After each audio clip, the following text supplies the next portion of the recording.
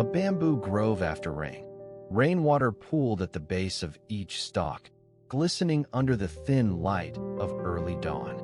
Near the edge of the grove stood a small cottage where she lived alone.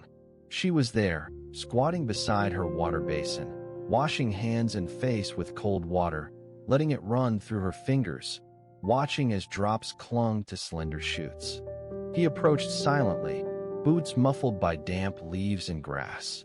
He paused, leaning against a bamboo stalk. Water dripped steadily from his hat brim into the puddles below. She looked up, smiled faintly, but did not rise or invite him in. She kept washing her hands, looking at him over her shoulder every now and then. He took off his coat, folded it neatly on a stump nearby. He watched her for a moment more before walking to the basin. Without speaking, he began helping, pouring water from an old jug beside them onto both their hands and face. Water ran down their wrists in rivulets, pooling at their feet. They did not talk as they washed, but shared a quiet presence with one another, watching the morning light grow around them. When finished, she dried her hands on a rag hanging nearby while he pulled out 2 small bowls from his coat pocket and offered one to her without explanation. She took it and placed it next to hers on the stump where his coat lay. They sat side by side in silence for a long time, looking at their empty bowls before any food appeared between them. Finally, she said softly, "I made some tea last night." He nodded, understanding that the water they used was not just rainwater, but also what remained from her fire. She left to fetch it and returned with a small kettle steaming on its own heat against the chill morning air. She poured 2 cups, then handed one to him. They drank their tea slowly in companionable quiet, staring into the bowls as the last drops evaporated. He watched her eyes reflect the changing light filtering through bamboo leaves. She stared at his hands until he lowered them and covered his cup with both palms instead. The kettle hissed once more before falling silent again. She put it aside and handed him a small bag of noodles wrapped tightly to keep dry in the rain, along with 2 wooden chopsticks tied together neatly. No words were needed as they understood each other through shared quietude. He took them gratefully, setting up their makeshift meal on his coat. They ate their noodles side by side without speaking, but for one moment where he handed her a final bite of soup from his bowl when she appeared ready to rise. She accepted it with a nod and small smile before standing. After finishing, he rose too, collecting the bowls they had used, rinsing them clean in the basin again as she watched silently from near the cottage door. With everything tidied up and dried off, he thanked her without words, bowing slightly where she stood by the doorway. She did not return his bow but instead offered him a small handmade cloth wrapped around 2 wooden blocks tied together, sandals to protect his feet on his journey ahead. He took them with deep gratitude, looking at her for another long moment before turning back into the forest's cool embrace. She watched until he disappeared from sight behind bamboo stalks, feeling the dampness of dawn lingering on her face.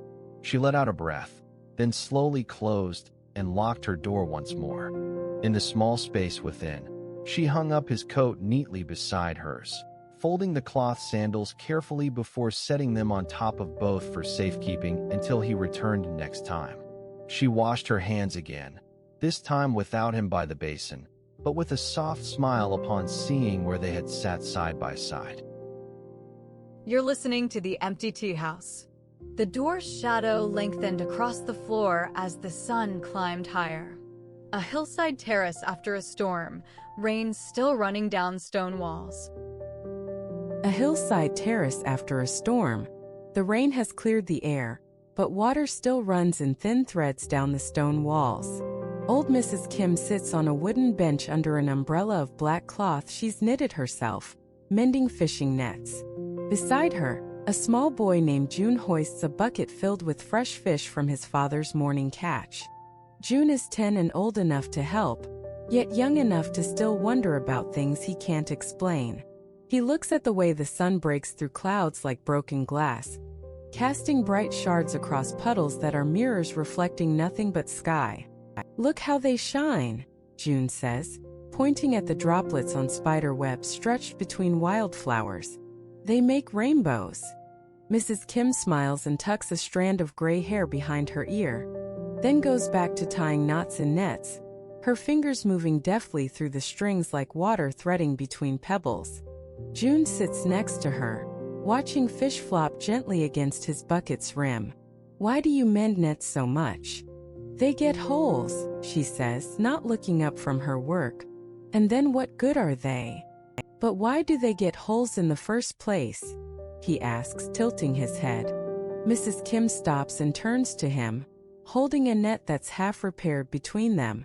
She looks at it, then up at June as if seeing him clearly for the first time today. "Well," she says slowly, "don't you think holes happen?" June nods, unsure where this is going. "They're like scars on your skin or tears in a shirt. We mend nets because we need them to catch more fish. But what happens when they get old and can't be fixed anymore?" June asks. Mrs. Kim puts down her work, as if she needs both hands for what comes next. She picks up the bucket from beside him and leans it over so that a single fish wriggles in her palms before sliding back into its place. "They end," she says quietly, "just like everything does." June watches her face but doesn't quite understand until she speaks again, softer than before. "And then we start something new." A silence follows this, quiet enough to hear the wind moving through leaves and the distant creaking of a boat's mast swaying in the bay. "Like planting seeds for next year," Mrs. Kim continues after another moment's pause. She stands up, stretches her back, and smiles at June, who watches her every move with wide eyes. "I should go clean my nets now." June helps her carry them to the well where water gurgles from its basin like old friends catching up. They stand side by side, Mrs. Kim filling a bucket while June cups his hands in the stream. "Thanks," she says when he offers to help with washing the nets. He nods, watching the water run over each mesh and string, turning them clean again. "Can I come back tomorrow?"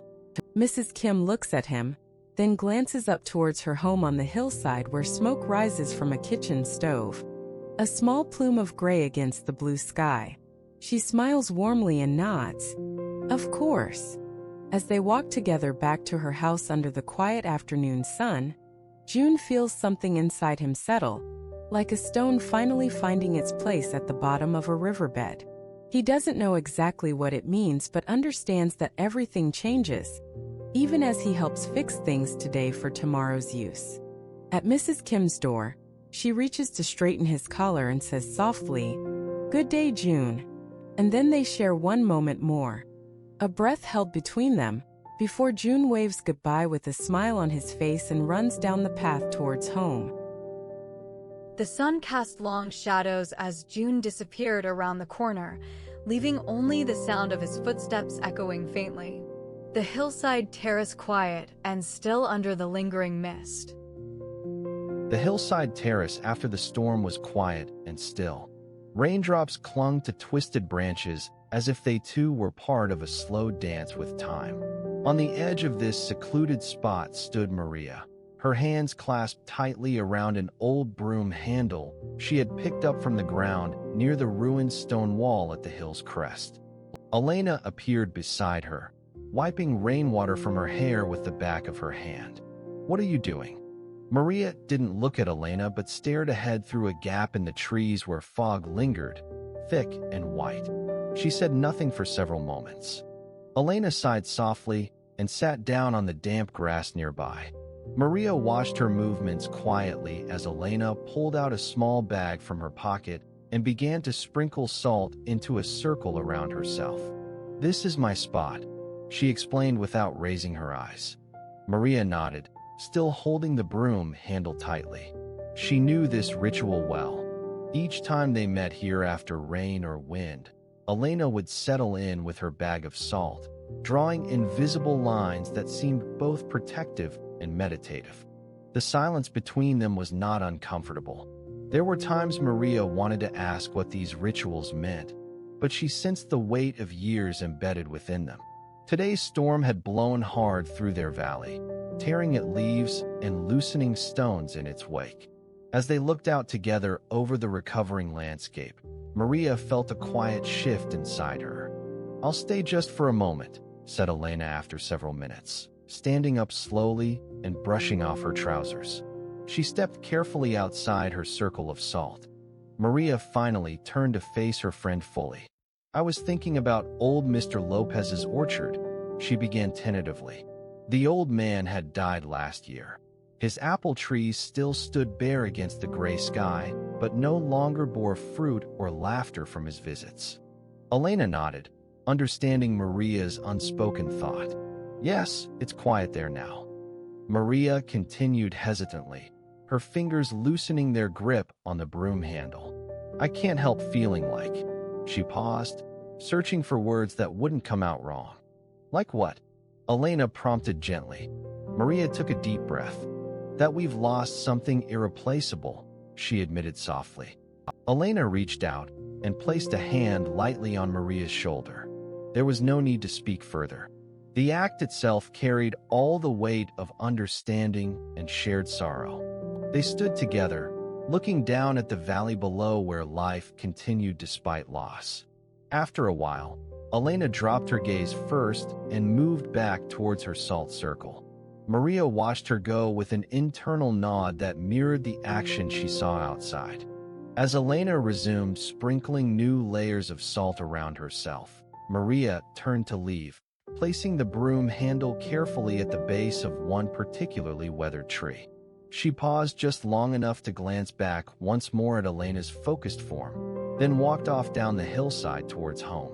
The last detail Maria noted as she descended was a single leaf hanging onto its branch by a single shred of connection, swaying gently with the remnants of yesterday's storm wind.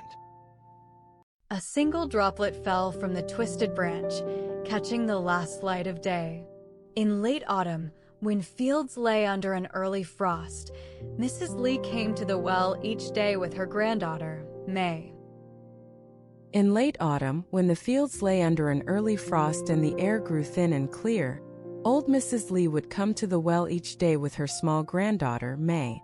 The village well was a simple stone structure, round as a bowl set deep into the earth.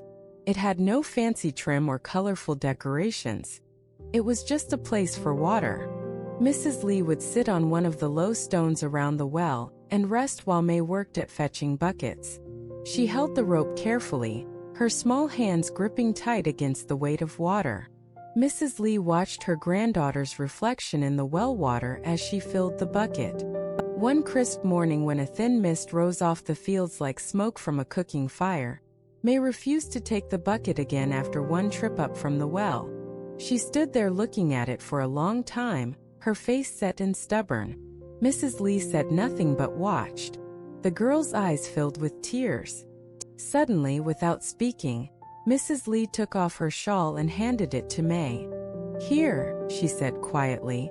May hesitated before accepting the shawl. She wrapped it around herself as if surprised by its warmth. Then she looked back down at the well. "Can't fetch it anymore?"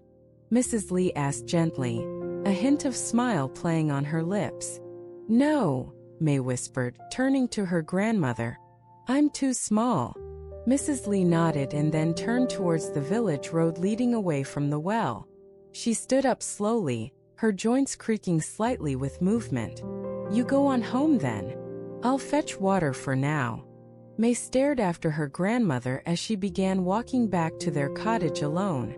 Then, without looking back, May followed, keeping a small distance behind. The afternoon sun slanted low across the fields by the time they arrived at the old wooden house with its worn porch and faded door. Inside, the kitchen was warm from an early fire lit for cooking supper.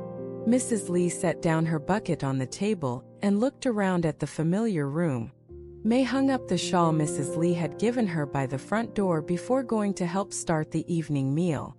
As they ate in silence that night, May began braiding strands of her own hair, twisting them carefully together while staring down into her bowl.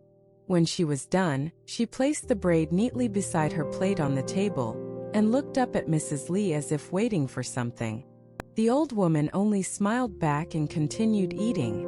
After supper, when the meal dishes were cleaned and put away, May walked over to a small chest of drawers by the bed and took out 2 pieces of paper rough-edged drawings she had made that morning at the well after watching her grandmother fill it. She brought them over to Mrs. Lee, who sat in an old armchair next to the hearth. "Look," May said, handing one drawing to her grandmother. "And this one too." Mrs. Lee held the paper close and studied each sketch carefully. A small girl with outstretched arms pulling up water from the well's depths while a tall woman looked on beside it. The second showed them sitting side by side near the well, old hands on an ancient stone, young hands holding tightly to a rope. Mrs. Lee nodded slowly, a soft expression in her eyes. She set the drawings aside and leaned forward to take May's hand, squeezing it gently before letting go again. Outside now, under the darkening sky, Mrs. Lee stepped out onto the porch. From there she could see into the fields beyond, where the village well stood like a solitary marker on the landscape. The old woman sighed softly as she looked back over her years of coming here day after day to draw water for herself and others in need. Back inside, May watched from behind a curtain by the window, her grandmother standing there alone again, framed against the evening light streaming through open door. She smiled slightly at this image captured outside before turning away once more. Inside their quiet house that night, only the fire crackled gently in its hearth while shadows lengthened over every familiar corner of home where they had both found strength to change and adapt with time passing by. The door creaked softly as Mrs. Lee stepped back inside, closing behind her with a gentle click. The wooden shutters of the quiet village tea house creaked softly at dusk, settling into evening. In the quiet village tea house at dusk, the wooden shutters creaked softly as evening settled in. The air was thick with the scent of jasmine and wet earth. Li Ling, an elderly woman known for her gentle demeanor, sat alone by the window, sipping her tea slowly. Her eyes watched the last light fade from the sky. Outside, a young man named June approached the tea house. He wore worn trousers and a faded jacket that he had kept since his days as a student in the city years ago. His hair was cut short, and there were lines of fatigue etched into his face. As June entered the tea house, Li Ling looked up from her cup, offering him a smile. "Good evening," she said softly. "Would you like some tea?" June nodded gratefully. He sat across from her at the wooden table where she had placed an extra cup. She poured steaming hot water into his cup and added just enough leaves to flavor it subtly. The two of them sat in companionable silence, watching the shadows grow longer outside the tea house. June picked up his cup and took a sip, letting the warmth seep through him. He looked at Li Ling, who was fidgeting with her napkin. "Do you often come here?" he asked gently. Li Ling nodded. "Every evening," she said, her voice steady but soft. "It's a habit I picked up years ago when my husband passed away." June understood the unspoken weight of her words, but did not press further. He leaned back and took another sip of his tea. The silence between them was comfortable rather than oppressive. After some time, Li Ling looked out the window thoughtfully before speaking again. "There's a small garden at the edge of town," she said, looking at June with warm eyes. "It's not much, just a few vegetables and herbs, but I find it gives me something to tend to." June listened, his expression thoughtful. He had returned from afar, seeking some sort of peace but finding only confusion and disconnection among old acquaintances. Yet here in the quiet company of this elderly woman, he felt a quiet anchor pulling him back towards something solid. "I might go there tomorrow," June said quietly after another moment of reflection. "Maybe it will give me something to tend to." Li Ling smiled kindly at him, her expression warm and knowing. They sat for a little while longer in mutual silence, each lost in their own thoughts, but comforted by the shared quietude. As dusk deepened into night, Li Ling set down her cup and stood up slowly. She offered June a gentle wave goodbye before leaving through the door that creaked behind her. The sound of it closing seemed to seal off the day from what was coming next. June lingered for another moment in his chair, then rose with deliberation. As he walked out into the darkness, a cool breeze swept past him, carrying the scent of tea and earth. He stepped towards the darkened garden at the edge of town, cupping the remains of his cool tea in his hands as if holding onto something precious. In the back corner of the tea house, by the old wood stove, a small ceramic frog sat quietly on the windowsill, eyes closed as though sleeping. The lantern flame swayed once, then steadied again. Shadows lengthened quietly across the tea house floor as the last light faded. The kettle cools at the empty tea house. Until tomorrow.